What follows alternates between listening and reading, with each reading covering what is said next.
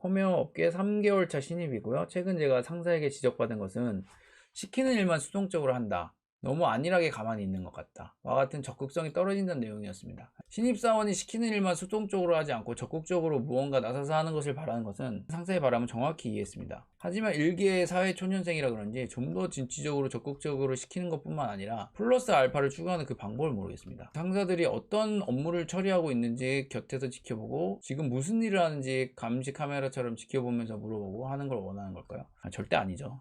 그래서 이거는 제가 이제 다른 영상에서도 많이 얘기를 했는데, 이런 식으로 하면 상사의 업무를 또 방해할까봐 엄두를 못 내고 있습니다. 오재익님은 수동적으로 시키는 일만 하는 사원보다는 상사를 괴롭혀서도 무엇을 얻어내려는 사원을 더 좋게 보시는지도 궁금합니다. 우선 이 케이스도 솔직히 귀찮아요. 그럼에도 불구하고 제 시간을 떼어주는 거죠. 왜냐하면 이 친구도 성장해야 되고, 그리고 그 친구를 가르쳐줘야 될 의무도 저한테 있으니까 뭔가 도와주세요, 상담해주세요 라고 하면 저는 뭐 한두 시간이고 기꺼이 내어드리죠. 중요한 키워드는 뭐냐면 바로 일의 목적을 생각하는 겁니다. 그러면 답이 나와요. 예를 들어서 뭐 저도 항상 아는 분야만 하는 게 아니고요. 뭐 하드웨어도 하고 뭐 생판 처음 해보는 일들을 많이 합니다. 심지어 코딩과 관련 없는 거, 예를 들어서 이런 게 있어요.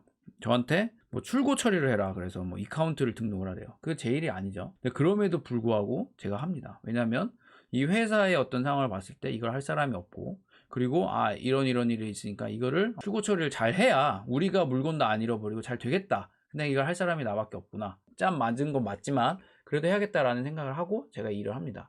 그리고 하다 보니까 여기서 주도적이라는 건 뭐냐면 그 일을 왜 해야 되는지 보고 이게 할 사람이 나밖에 없구나 라고 해서 하는 거, 이것도 주도적이지만 그 다음에 주도적인 건 뭐냐면 이 일을 하기로 마음 먹었으면 제대로 하는 거예요. 제대로 한다라는 건 뭐냐면 이 일을 하려고 보니까 구조가 잘못되어 있는 거예요. 출고하려는 어떤 물건들이 잘못 등록되어 있는 거죠. 자, 여기서 주도적이지 않는다라는 건 뭐냐면 잘못 등록되어 있으니까 이건 어쩔 수 없는 거야. 전 사람들이 이렇게 해놨잖아. 그러면 나한테 책임이 없어 라고 할 수 있죠. 이게 바로 제가 얘기하는 수동적인 자세예요. 자, 여기서 제대로 한다는 건 뭐냐면 내가 그걸 하기로 마음먹었잖아요. 그러면 봤더니 이런 문제가 있네. 그러면 귀찮고 힘들고 짜증이 나도 뭐냐면 그 구조를 바꾸는 일까지 하는 게 일을 제대로 하는 거예요. 일은 일이 돼야 일이에요. 하는 척 하는 게 일이 아니에요. 무슨 말이냐면 신입한테 이런 일을 하라 라고 시켰어요. 그러면 이 일을 왜 하는지를 생각을 하는 거예요.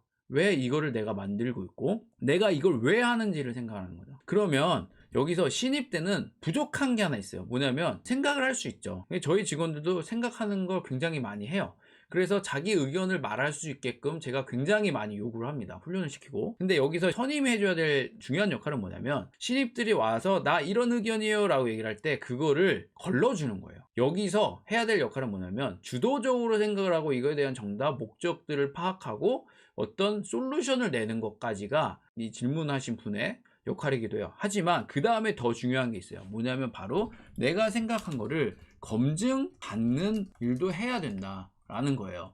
즉 뭐냐면 내가 이런 생각을 했어요 라고 보고를 하고 일이 진행이 돼야 된다. 이게 이런 신입들이 있는 거예요. 뭐냐면 너무 머리가 똑똑해 가지고 이게 옳아 라고 생각하는 거예요. 이게 맞아 라고 생각을 해서 사고를 치는 경우가 종종 있어요. 그래서 무슨 일을 할 때 그냥 위에 보고를 하면 된다. 근데 보고를 하지 않고 해야 되는 순간도 있어요. 뭐냐면 그때는 내가 책임을 져야 하고 나한테 권한이 있을 때는 그런 행동을 때로는 해야 돼요. 다 일일이 보고 하는 게 오히려 안 맞을 때도 있는 거예요. 하지만 지금 이 입장 3개월 정도 일했을 때는 이야기를 듣고 그 다음에 목적을 파악해보고 이 사람이 이렇게 시켰어. 근데 이게 봤을 때 뭔가 좀 비효율적인 것 같아. 이게 더 효율적인 것 같아 라는 생각이 들면 우선 한번 얘기를 해본 거예요. 이런 목적으로 시키신 것 같은데 이게 더 효율적인 것 같은데 혹시 이런 식으로 해도 될까요? 라고 했을 때 깨어있는 선임, 괜찮은 선임은 그 말에 대해서 수긍해주고 그거 좋은 생각인 것 같다라고 밀어줘요. 여기까지가 신입의 역할이고 그 다음에는 뭐냐면 바로 선임의 역량입니다. 선임의 역량이 무슨 말이냐면 이런 어떤 아이디어를 내주고 이렇게 해서 더 좋은 생각인데 그럼에도 불구하고 어떤 관행이나 아니면 어떤 자존심을 세우는 선임이 있어요. 내가 시켰는데 그대로 안 까? 삽질하라고 했으면 해야지. 안 해?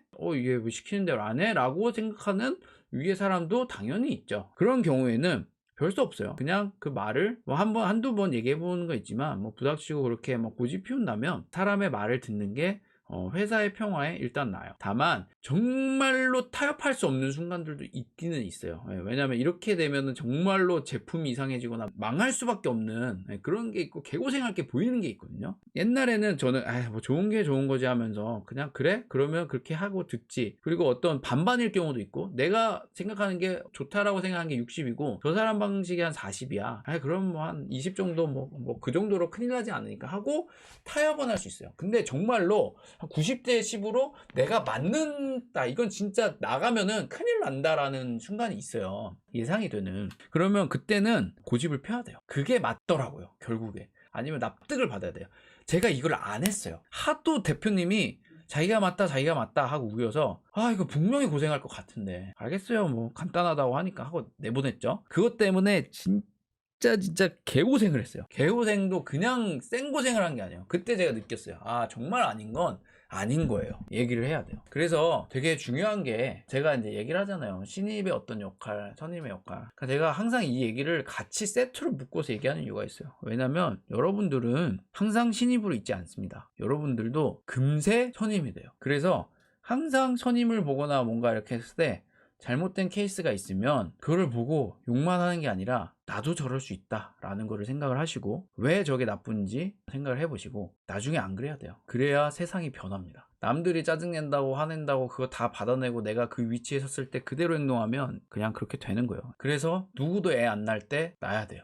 그러면 변합니다. 세상이. 할 수 있는 건 해야 돼요. 아무리 진짜로 망하더라도 우리가 할 수 있는 건 해보고 그래도 지구가 망하고 하면 어쩔 수 없죠. 하지만 내가 할 수 있는 한 최선은 다해보는 거예요. 그것까지가 이제 맞다라고 생각이 듭니다. 여러분들 그거 아세요? 뭐를 아냐라고 하면 이제 저도 이제 힘들 때가 많아요. 근데 제가 요즘에 이런 말들을 많이 안 해요. 내가 얼마나 힘든지 아니? 라는 얘기를 굳이 많이 안 해요. 근데 뭐 누구 욕은 하죠. 욕은 하는데 누구 앞에서 한풀이를 그렇게 하는 거를 최대한 줄이고 있어요. 그러니까 이런 얘기는 해요. 내가 누구 때문에 화가 나고 열받고 막 이런 얘기를 해요. 그런데 내가 막 이만큼까지 했고 뭐 어쩌고 저쩌고 어떻게 나한테 이럴 수 있어 라는 말들을 안 하는 것 같아요. 왜 안 한다라고 생각이 되냐면 아닌가 하나 모르겠네요. 한번 이거는 생각을 정리해 봐야겠네요. 뭔 얘기하고 있는지 모르겠는데 이 생각이 드는데 제 아내가 아이 5명을 키워요. 되게 힘들잖아요. 나중에 애 낳아서 키워보시는 거 알겠지만 다들 엄마들이 저희 와이프를 보면서 하는 말이 있어요. 존경한다고 합니다. 그만큼 쉬운 일이 아닌데 저도 회사 일을 하다 보면 많이 힘들어요. 그러면 들어와서 아무 말도 안 하고 방에 들어가서 그냥 제 마음을 다스리거나 숨을 쉬거나 명상을 하거나 기도를 하거나 그런 시간들이 있어요. 근데 그런 일을 당하면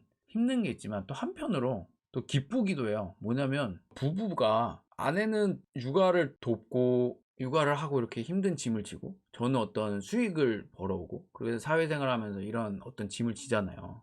이게 서로 어떤 다른 짐을 지고 어떤 부분 서로 도와주지만 저는 서로 이 짐을 지고 그리고 그걸로 인해서 아이들이 행복해서 웃는 모습이 좋아요. 근데 그럼에도 불구하고 제가 짜증이 나 있고 막 애들이 찡찡대면 저도 모르게 짜증이 막 나죠. 나는데 그거를 이제 아이들한테 안 가게 하려고 굉장히 노력을 하죠. 그래서 근데 이런 역할들이 이게 아버지인 거고 저는 리더가 이래야 된다고 봐요. 그러니까 회사의 리더고 대표면 그걸 감당해야 된다고 봐요. 그걸 감당하는 과정에서 내가 힘들다고 그거를 내 밑에 사람들한테 풀어버리는 거는 아니라고 봐요.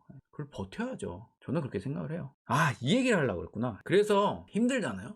근데 힘든 때 되게 신기한 게 있어요. 뭐냐면 위로는요. 이렇게 힘들 때 꼭 위에 사람이 해주는 게 아니에요.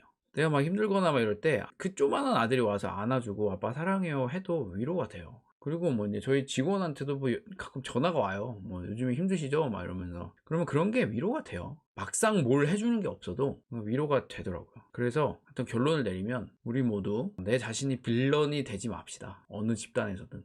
이 회사 다 좋은데 너무 힘들어 저 사람 때문에 라는 주체가 되지 맙시다. 저도 그러지 않기 위해 노력하겠습니다. Let's go. Yeah. I'm like an addict, do I gotta have it. I ain't even playing, got a really bad habit. If it moves, gotta grab it. Fuse